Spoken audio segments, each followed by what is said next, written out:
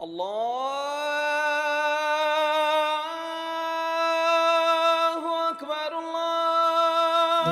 Muslim Brotherhood is an organization that began in the 1920s in Egypt as a religious and social organization.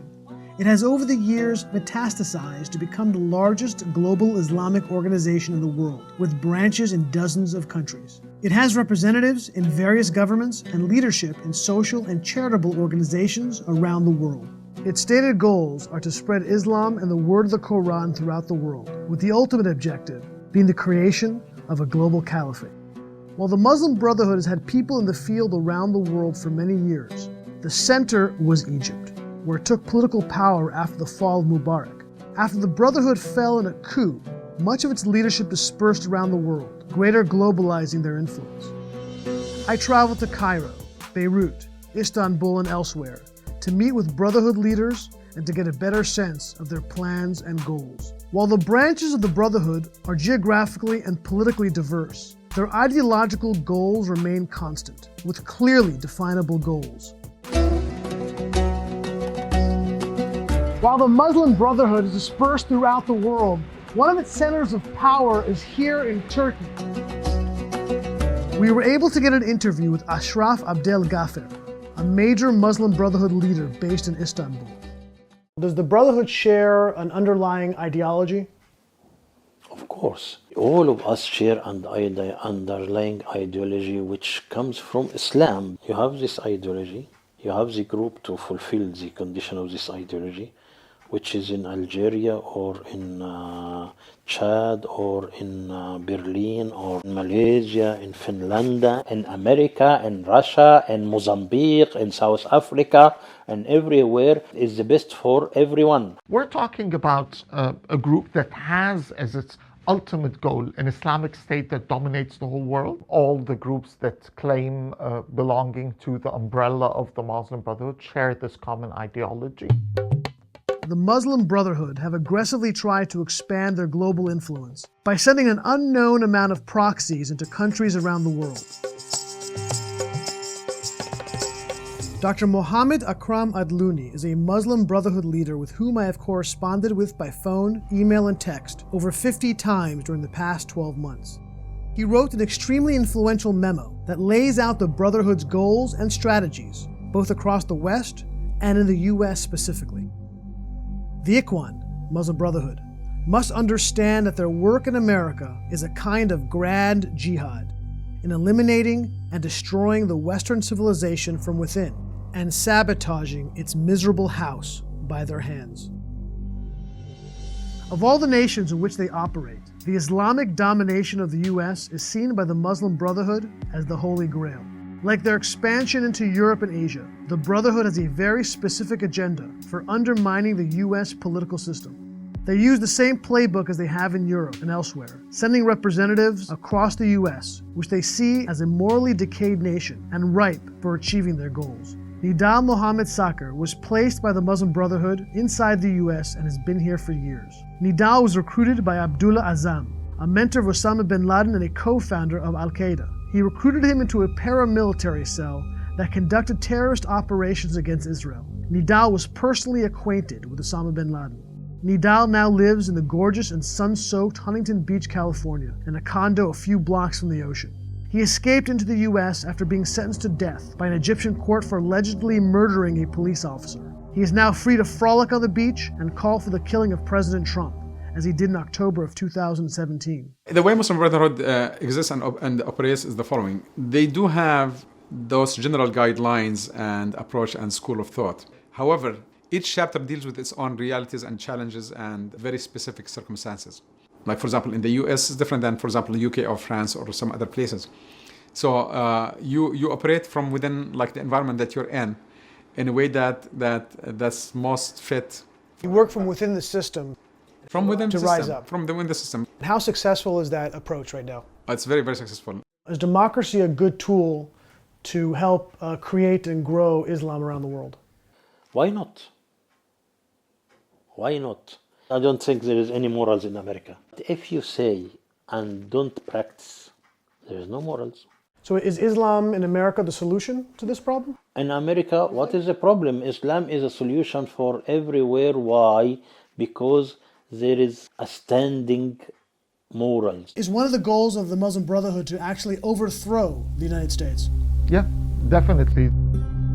The U.S. has been a target of the Brotherhood for many years. Many of its members founded some of this country's largest Islamic organizations, including CARE, the Islamic Society of North America, the Muslim Student Association, Students for Justice in Palestine, the Muslim American Society, among many others. While some of these groups deny current involvement with the Muslim Brotherhood, many of the same founders are still involved with these organizations, and they seem to share the same philosophical underpinnings of the Brotherhood. The Muslim American Society, which has 42 chapters in schools across America, recently released this incredibly disturbing video on their Facebook page from one of their schools in Philadelphia.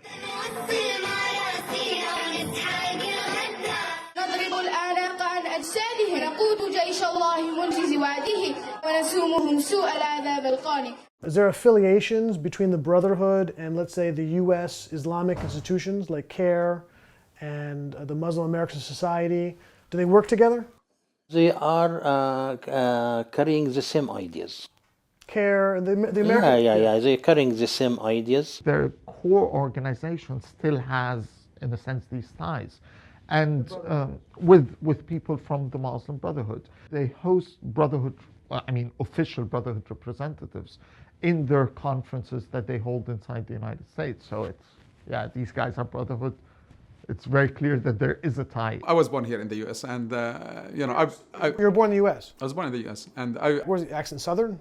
No, I was born Northeast. I was born in Providence. They matured in the sense of developing the best language to talk to Westerners, especially people on the left, where they frame their problems as one of struggle against imperialism, against Western domination, using terms that are acceptable to the leftist Western mind, basically. How closely is the Brotherhood working with the leftist and liberal organizations? They're my backers and they're my defenders in political circles. So the left really, you have an alliance with the left in the United States? The left would be natural ally, of course. They were our backers and supporters and actually coalition partners. I mean, now Republican Party actually is basically Hail Hitler kind of party, It's even worse than the Jewish pro-Israeli in some ways. The Holy Land Foundation was once the largest Islamic charity in the United States. Its supposed organizational mission was to fund humanitarian programs for Arabs in the Palestinian territories. In reality, it was a front organization for the Muslim Brotherhood to help finance Hamas's terrorist activities. In 2009, the founders of the organization were given sentences of between 15 and 65 years in prison for funneling $12 million to Hamas. Among the unindicted co-conspirators listed by the prosecution was a who's who of major U.S. Islamic leadership, including CARE, the Islamic Society of North America, the North Islamic Trust Fund, and many others. Even multicultural Europe is waking up. In 2015, the British government, alarmed at the radical influence of the Muslim Brotherhood, ordered a governmental review of its beliefs, goals, and activities in Great Britain. Its conclusions were alarming. The Muslim Brotherhood has been willing to use violence and terror. They defend suicide bombers and the killing of civilians. The Muslim Brotherhood in the West uses doublespeak, softer language in English, and delivering a radical and violent message in Arabic. They have a significant influence on the largest UK Muslim student and national organizations, ultimately concluding that the Muslim Brotherhood's ideology and tactics are contrary to British values and in conflict with its national interests and security. One of the pillar Muslim Brotherhood beliefs is an embrace of violence and terror. They not only advocate for terrorism, but their franchises have engaged in terror around the world. Hamas, one of the world's leading terrorist groups, is a direct offshoot of the Muslim Brotherhood. With full support from the Brotherhood leadership, Hamas is one of the most prolific terror groups in the world, and is not the only Brotherhood branch of terror. Qassam and Liwa al-Thawra in Egypt, Islah in Yemen, and Hizb al-Watan in Libya are also groups who wield terror as a weapon to promote the Muslim Brotherhood's ideological goals.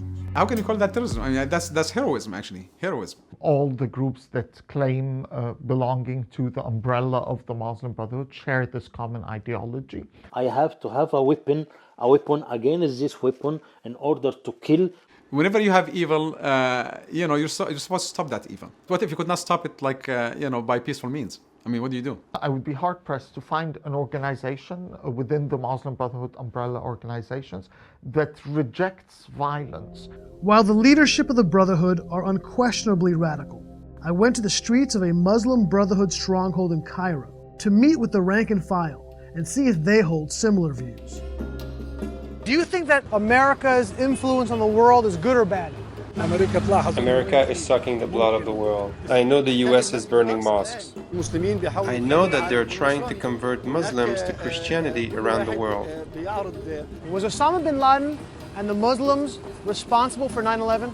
Osama bin Laden was made in America. Laden works for America. Osama bin Laden was made in the USA and paid for by the Jews. Osama bin Laden is a figment of the American imagination. So Osama bin Laden isn't real? Osama bin Laden was not real.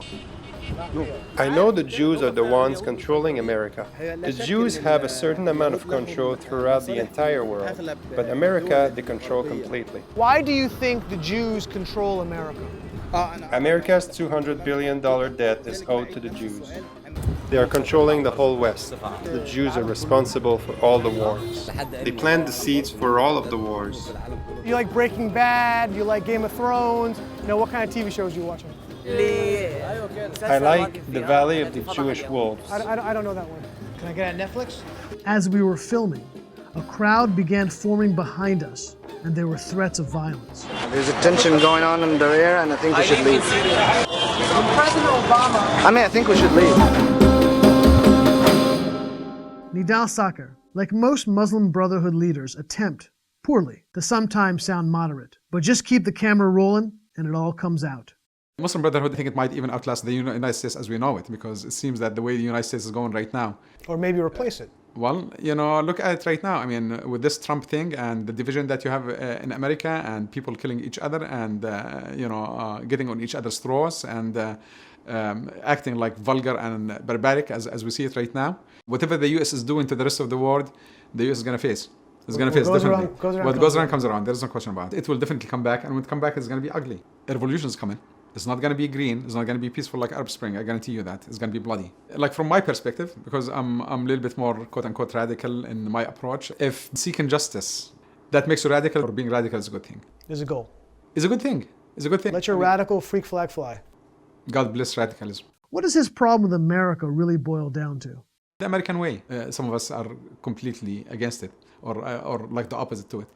You know what? I would believe somebody like Osama bin Laden 1,000 times over somebody like Trump or FBI or CIA. At least, live your life for a purpose. And if you die for that purpose, then you had a good, meaningful life. You have nothing to regret. One of the most successful and worrying projects initiated by the Muslim Brotherhood is their radicalization of prison inmates. Then FBI Director Robert Mueller, when speaking to a Senate committee, described the radical Islamist conversion machine operating throughout U.S. prisons. How widespread is the Muslim Brotherhood's influence in the U.S. prison system today?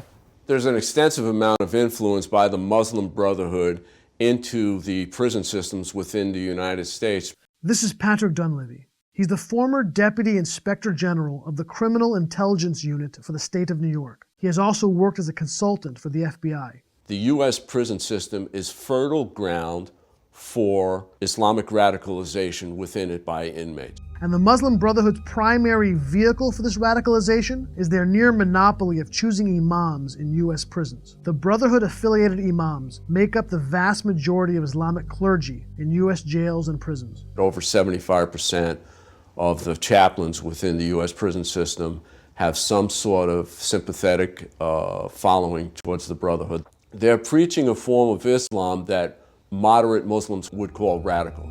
The Huffington Post reported an estimated 35,000 to 40,000 inmates convert to Islam in prisons each year, and that 15% of the total U.S. prison population are Muslim. The net effect of the radicalization going on in our prisons is dozens of attempted and successful terrorist attacks that were perpetrated by former inmates. The Muslim Brotherhood would have you think that they are a moderate organization looking out for the spiritual well-being of the Sunni Islamic populace. The reality is much darker. The UAE, Egypt, Saudi Arabia, and other countries who are intimately involved with the Muslim Brotherhood have already put the Muslim Brotherhood on their list of terrorist groups. While they are an extraordinarily secret society, they have a political hierarchy that has defined ideological and political goals. Like any large, complex organization, they will sometimes squabble or have differences, but their radical ideological quest of global Islamic supremacy is paramount to their ultimate philosophy, and so is their use of incitement, violence, and radical thought.